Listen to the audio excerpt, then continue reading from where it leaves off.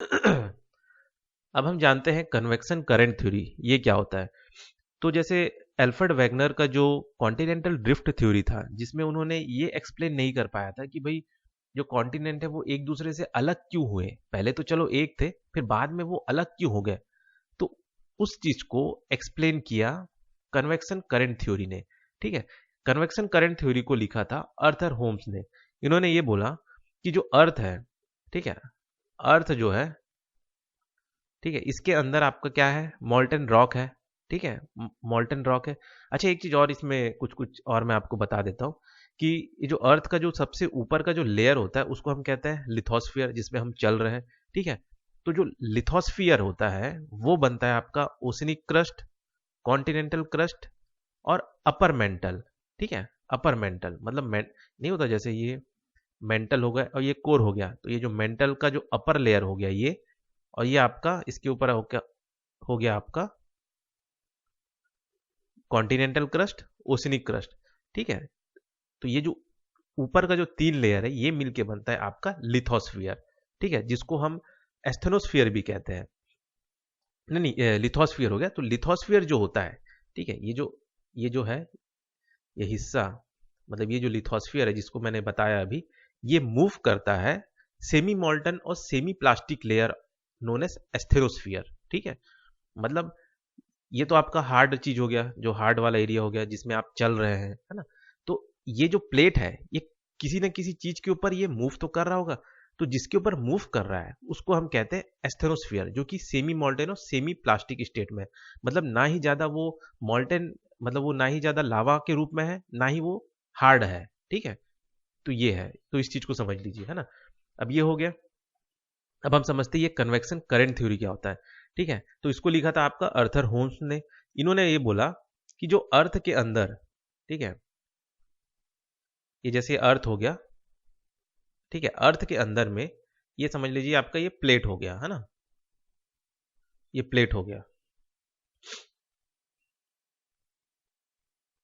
ठीक है, अब ये जो अर्थ है इसके अंदर में कन्वेक्शन सेल बनता है। ठीक है, कन्वेक्शन सेल मतलब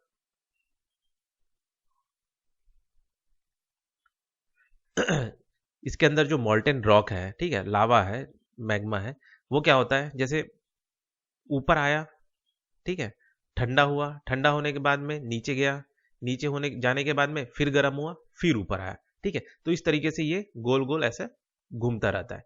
ठीक है, वैसे ये भी घूम रहा है। ठीक है, वैसे ये भी घूम रहा है ना। तो इस तरीके से अलग अलग डायरेक्शन में ये सारे के सारे घूमते हैं, है ना। अब क्या होता है कि जब दो कन्वेक्शन सेल, ये एक सेल हो गया, ये दो सेल हो गया, वैसे ये एक सेल हो गया, ये दो सेल हो गया, तो जब भी दो कन्वेक्शन सेल के बीच में किस तरह का लिम्ब बन रहा है, उसके वजह से आपका जो ये प्लेट है ऊपर वाला, ये मूव होता है। ठीक है, जैसे मान के चलिए ये दो कन्वेक्शन सेल है। ठीक है, अब इसका डायरेक्शन आप देख सकते हैं, ये ऊपर की ओर जा रहा है इधर साइड से, मतलब इस डायरेक्शन में देखा है तो ऊपर की ओर जा रहा है, यहां से भी ऊपर की ओर जा रहा है। तो यहाँ पे क्या होगा, आपका पॉजिटिव प्रेशर क्रिएट होगा, मतलब यहाँ पे राइजिंग लिम्ब क्रिएट होगा। ठीक है, अब राइजिंग लिम्ब क्रिएट होने की वजह से क्या होगा, ठीक है, अब ये जैसे लावा है ये इधर फ्लो होगा। अब दोनों क्या होगा, डाइवर्जेंस फ्लो हो रहा है, तो क्या होगा, इसके ऊपर जो प्लेट है वो एक दूसरे से अलग मूव होंगे। ठीक है, तो इस वजह से ये जो आपका प्लेट है वो मूव हो रहा है। अगर वही दो कन्वेक्शन सेल जहां पे डिसेंडिंग लिम्ब क्रिएट होगा, मतलब यहाँ पे आप देख सकते हैं डायरेक्शन लावा का फ्लो होने का नीचे की ओर है, यहाँ से क्या है, इधर से भी नीचे की ओर है। तो लावा क्या हो रहा है, अभी ऊपर से नीचे की ओर आ रहा है। ठीक है, तब इससे क्या होगा, ये जो दो प्लेट है ये एक दूसरे से आपस में टकराएंगे। ठीक है, तो जहां पे आपका असेंडिंग लिम्ब होगा, राइजिंग लिम्ब होगा, वहां पे आपका दो प्लेट जो होंगे दूर होंगे, और जहां पे कन्वेक्शन सेल के पास में क्या बोलते हैं आपका नेगेटिव प्रेशर क्रिएट होगा या डिसेंडिंग लिम्ब होगा, वहां पे आपके दो प्लेट आपस में टकराएंगे। ठीक है, तो ये हो गया आपका कन्वेक्शन करंट थ्योरी। तो इस वजह से जो आपका जो प्लेट्स था, ठीक है, जो कि कॉन्टिनेंटल ड्रिफ्ट थ्योरी में नहीं समझा पा रहा था, क्या बोलते हैं एल्फ्रेड वैगनर जो थे, तो उस चीज को अर्थर होम्स ने समझाया कि प्लेट के मूवमेंट होने का कारण ये है। ठीक है,